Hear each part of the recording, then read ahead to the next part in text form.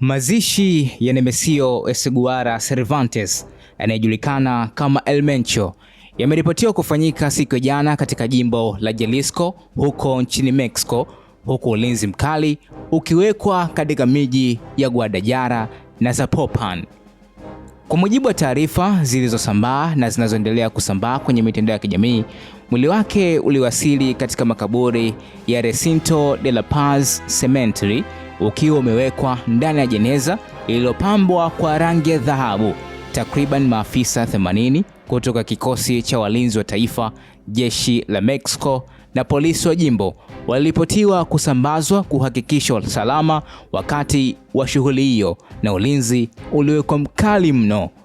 Esguara aliyekuwa akihusishwa kama kiongozi wa kundi la uhalifu la Keto Jalisco Nueva Generation CJNG alikuwa mmoja wa watu waliotafutwa zaidi na mamlaka za Mexico na Marekani kwa tuhuma za biashara ya dawa za kulevya na uhalifu wa hatari mno.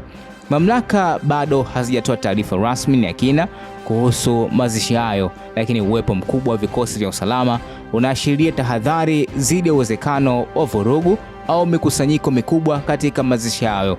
Tukio hilo limezua mjadala mpana nchini Mexico, huku ushawishi wa makundi ya uhalifu na hali ya usalama katika jimbo la Jalisco ikiendelea kuwa katika hali ya tahadhari.